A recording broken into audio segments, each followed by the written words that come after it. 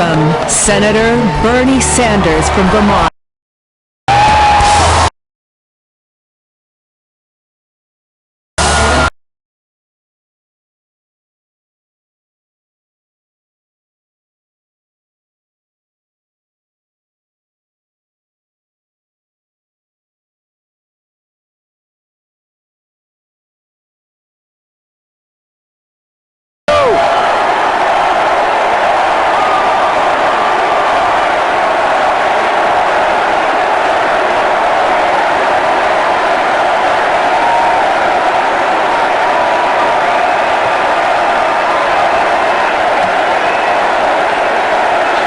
Thank you.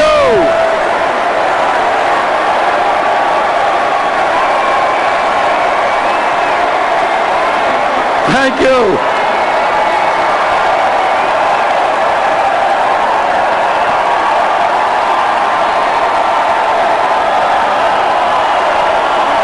Thank you.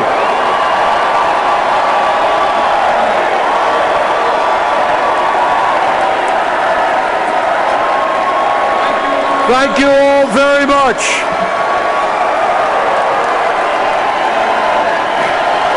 Thank you.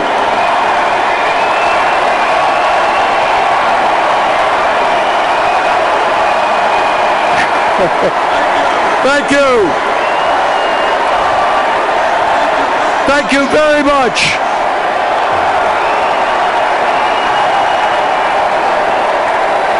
Thank you. Thank you.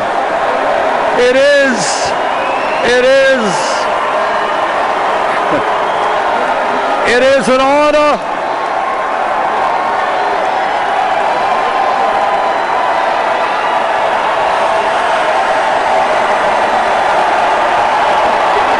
Thank you.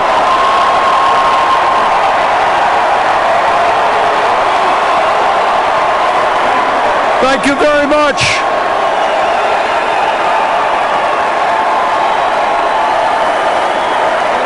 It is an honor to be here tonight.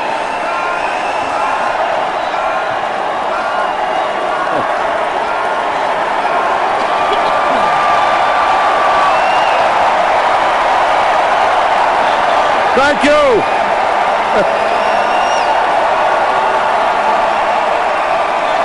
Thank you very much. Thank you. Thank you.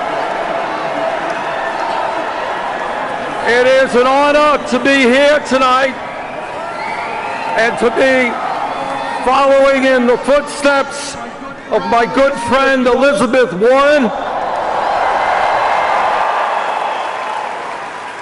and to be here tonight to thank Michelle Obama for her incredible service to our country. She has made all of us proud. Let me begin by thanking the hundreds of thousands of Americans who actively participated in our campaign as volunteers. Thank you.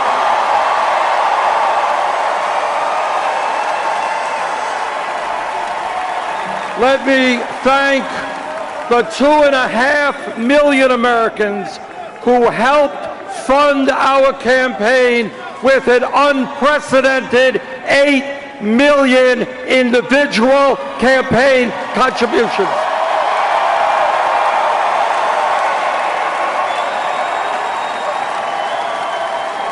Anyone know what that average contribution was? Right, $27.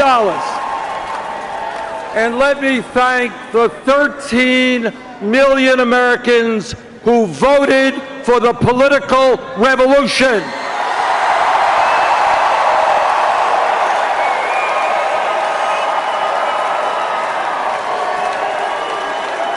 Giving us the 1,846 pledged delegates here tonight.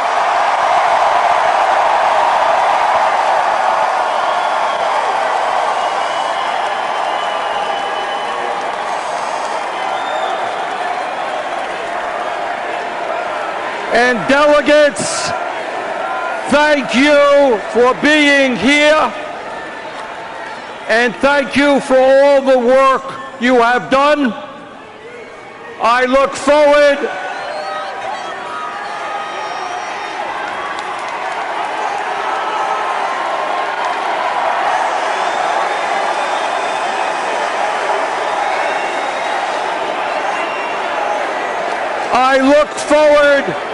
to your votes during the roll call tomorrow night.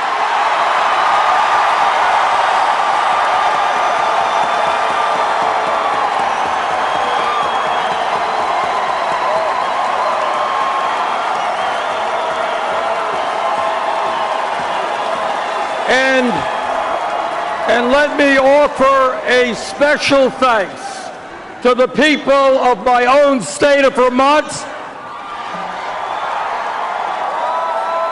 who have sustained me and supported me as a mayor, congressman, senator, and presidential candidate. And to my family, my wife Jane, our 4 kids, and 7 grandchildren, thank you very much. I understand that many people here in this convention hall and around the country are disappointed about the final results of the nominating process. I think it's fair to say that no one is more disappointed than I am.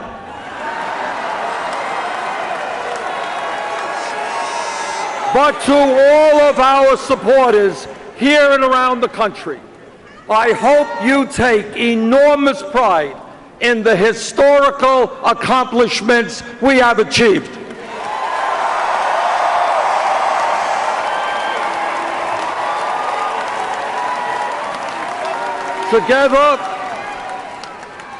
Together, my friends, we have begun a political revolution to transform America, and that revolution, our revolution, continues.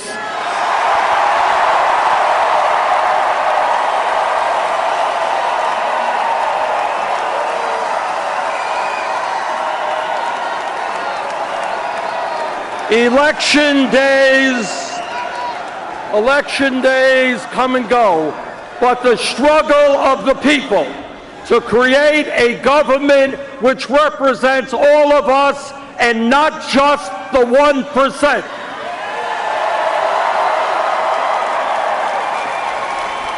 A government based on the principles of economic, social, racial, and environmental justice. That struggle continues.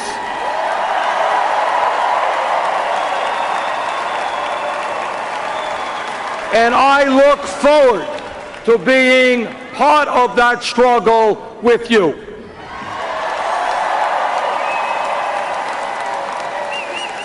Let me be as clear as I can be.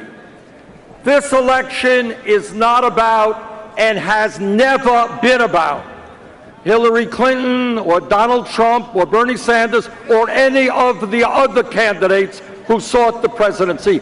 This election is not about political gossip. It's not about polls. It's not about campaign strategy. It's not about fundraising. It is not about all the things that the media spends so much time discussing.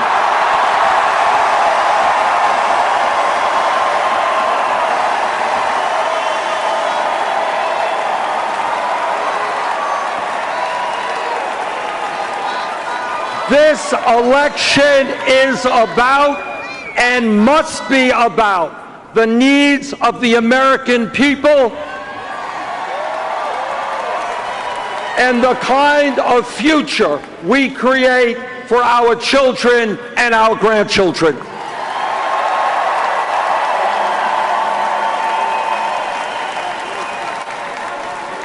This election is about ending the 40-year decline of our middle class. the reality that 47 million men, women, and children today live in poverty. It is about understanding that if we do not transform our economy, our younger generation will likely have a lower standard of living than their parents. This election is about ending the grotesque level of income and wealth inequality in America today.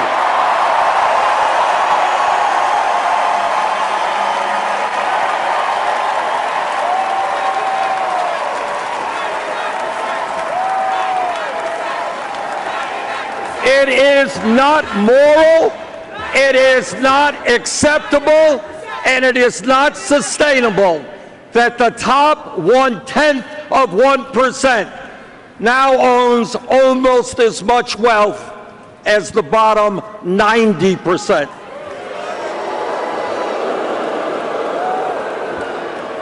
Or that the top 1% in recent years has earned 85% of all new income. That is unacceptable. That must change.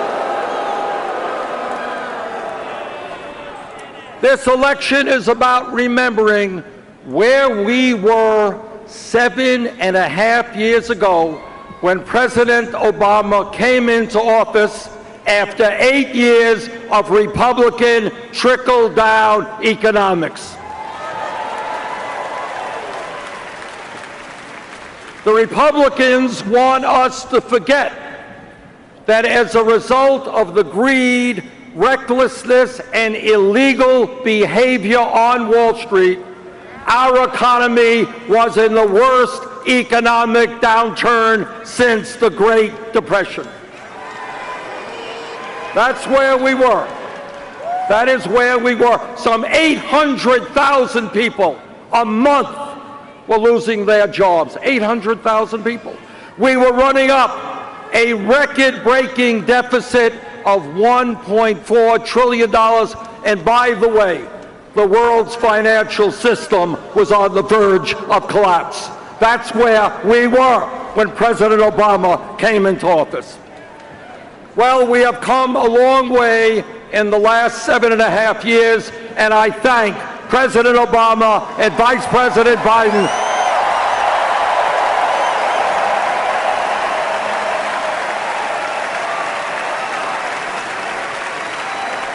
I thank them for their leadership in pulling us out of that terrible recession. Yes, we have made progress, but I think we can all agree that much, much more needs to be done.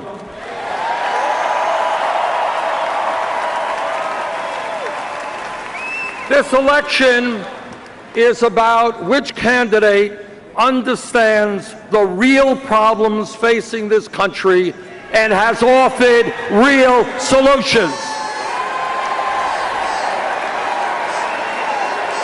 Not just bombast, not just fear-mongering, not just name-calling and divisiveness.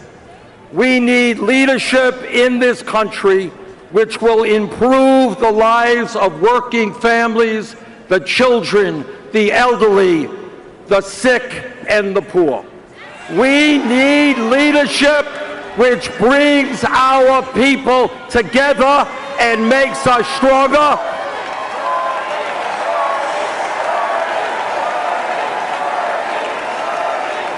Not leadership which insults Latinos and Mexicans, insults Muslims and women, African Americans and veterans, and seeks to divide us up.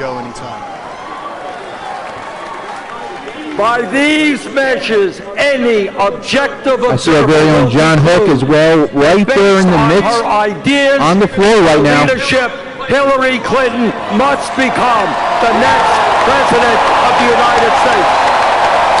Hey, Mike, Bernie Sanders is basically laying out the liberal case. Tonight was a liberal night for the party. And he is laying it out that it's not right in America that the top 1% have it so well while the rest of America struggles. It's a message he's really had throughout his career in politics. And Bernie Sanders is laying out the case in his view that America's got to do better. But it's amazing that a 74-year-old liberal, even avowed socialist from Vermont, is able to pull this kind of passion out of this crowd. And some would say it speaks to where the party is going right now, that it is definitely moving left, hard left, because this crowd loves what Bernie Sanders is saying tonight. Let's go back to it. This election is about a single mother, a single mom I saw in Nevada, who with tears in her eyes told me she was scared to death about the future because she and her daughter were not making it on the $10.45 an hour she was earning. This election is about that woman and the millions of other workers in this country who are struggling to survive on totally inadequate wages. Hillary Clinton understands that if someone in this country works 40 hours a week, that person should not be living in poverty.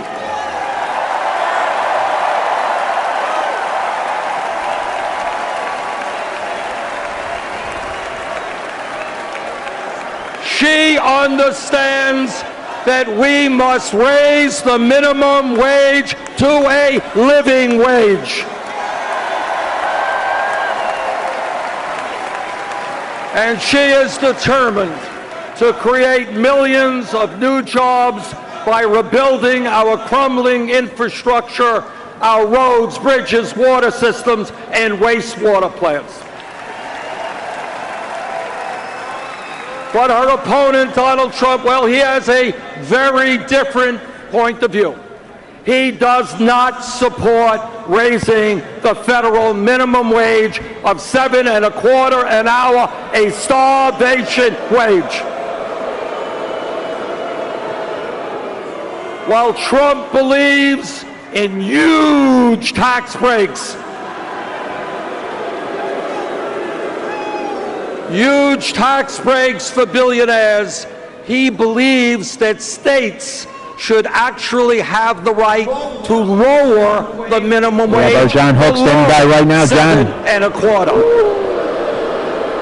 Mike, I just want to say that so far, Bernie Sanders has taken the extreme high road. He has not mentioned the scandalous email business within the DNC that may have deprived him of the nomination.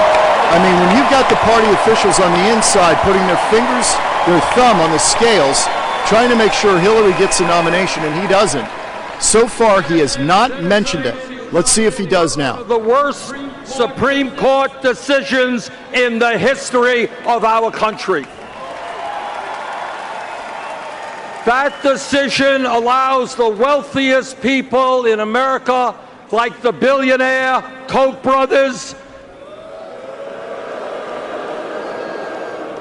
to spend hundreds of millions of dollars buying elections and in the process undermine American democracy. Hillary Clinton will nominate justices to the Supreme Court who are prepared to overturn Citizens United.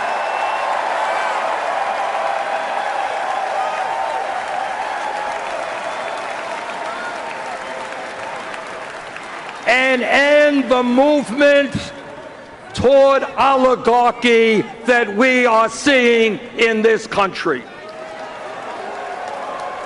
Her Supreme Court appointments will also defend a woman's right to choose,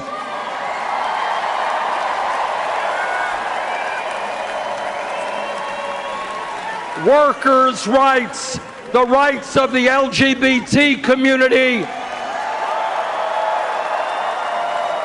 the needs of minorities and immigrants, and the government's ability to protect our environment. If you don't believe that this election is important, if you think you can sit it out, take a moment to think about the Supreme Court justices that Donald Trump would nominate.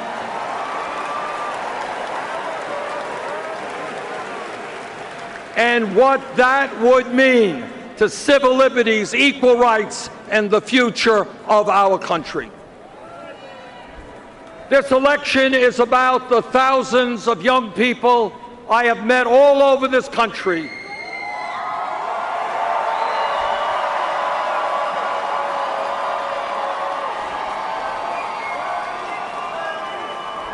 the thousands that I have met who left college deeply in debt, and tragically the many others who cannot afford to go to college. During the primary campaign, Secretary Clinton and I both focused on this issue, but with somewhat different approaches. Recently, however, we have come together on a proposal that will revolutionize higher education in America.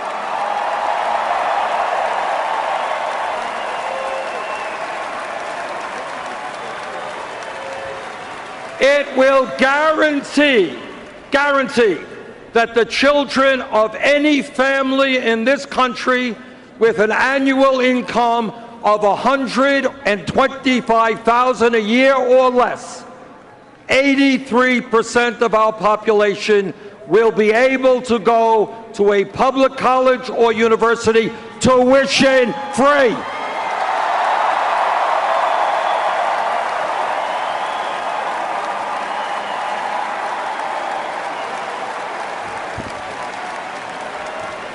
That proposal also substantially reduces student debt.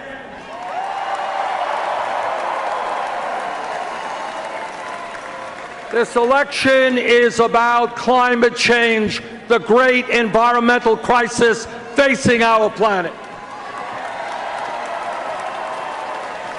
and the need to leave this world in a way that is healthy and habitable for our children and future generations.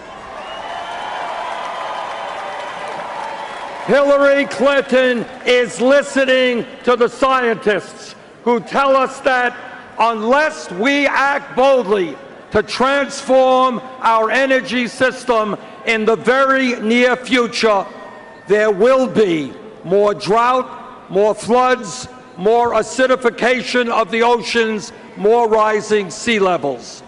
She understands that we can create hundreds of thousands of jobs transforming our energy system.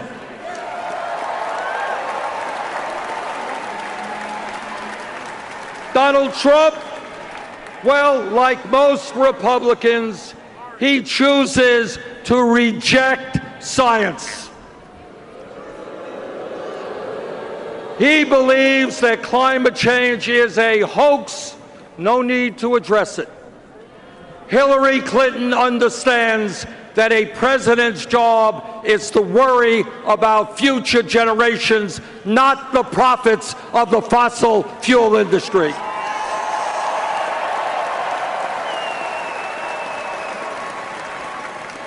This campaign is about moving the United States toward universal health care.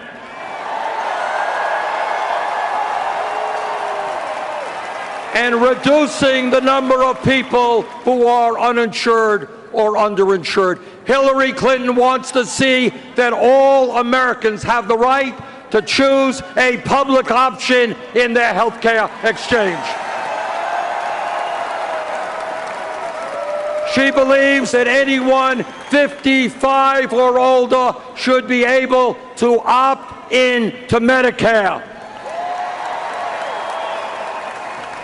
And she wants to see millions more Americans gain access to primary health care, dental care, mental health counseling, low-cost prescription drugs, through a major expansion of community health centers.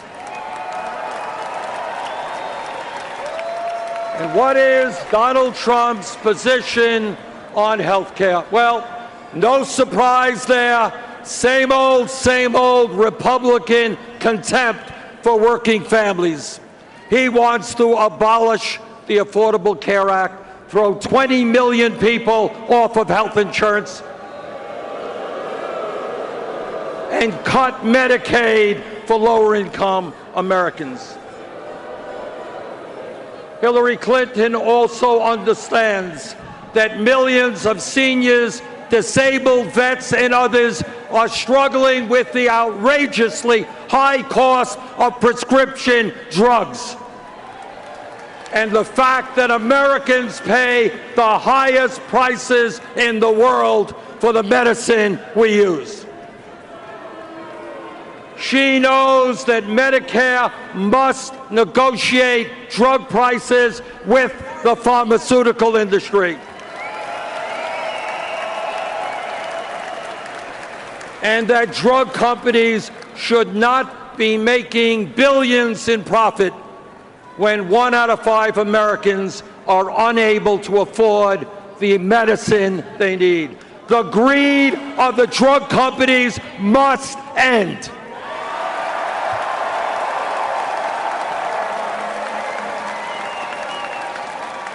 This election is about the leadership we need to pass comprehensive immigration reform and repair a broken criminal justice system.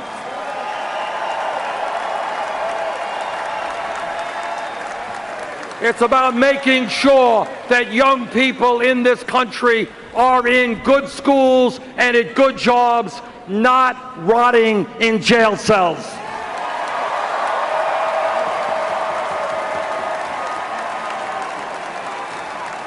Hillary Clinton understands that we have to invest in education and jobs for our young people, not more jails or incarceration.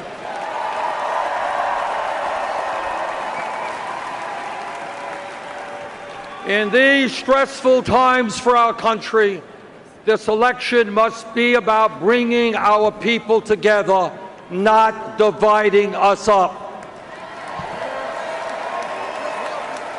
While Donald Trump is busy insulting one group after another, Hillary Clinton understands that our diversity is one of our greatest strengths.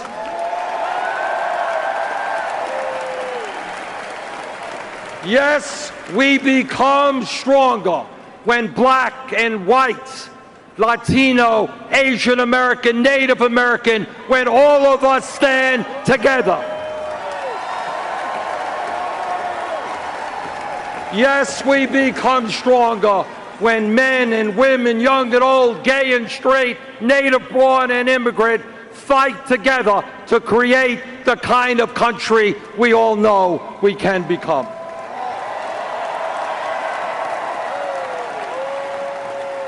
It is no secret that Hillary Clinton and I disagree on a number of issues.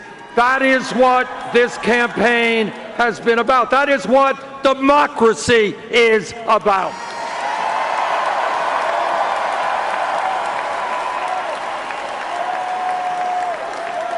But I'm happy to tell you that at the Democratic Platform Committee, there was a significant coming together between the two campaigns, and we produced by far the most progressive platform in the history of the Democratic Party.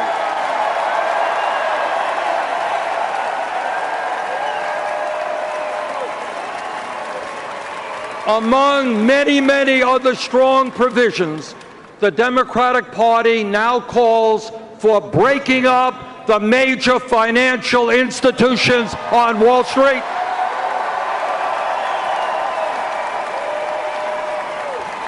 and the passage of a 21st Century Glass-Steagall Act.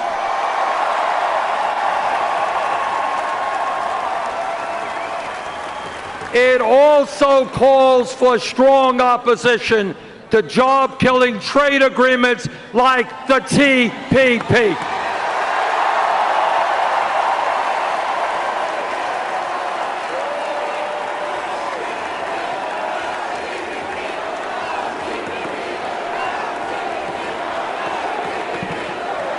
Our job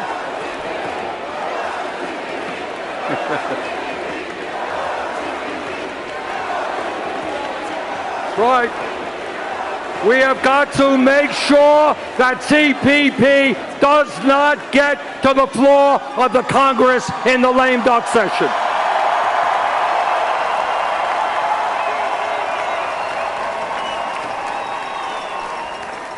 Our job now is to see that strong Democratic platform implemented by a Democratic-controlled Senate, by a Democratic House, and a Hillary Clinton presidency.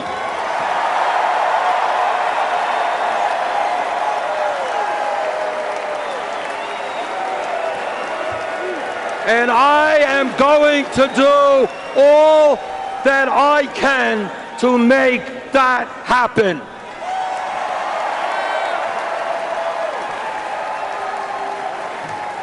I have known Hillary Clinton for 25 years. I remember her, as you do, as a great First Lady who broke precedent in terms of the role that a First Lady was supposed to play as she helped lead the fight for universal health care. I served with her in the United States Senate and know her as a fierce advocate for the rights of children, for women, and for the disabled. Hillary Clinton will make an outstanding president, and I am proud to stand with her tonight. Thank you all very much.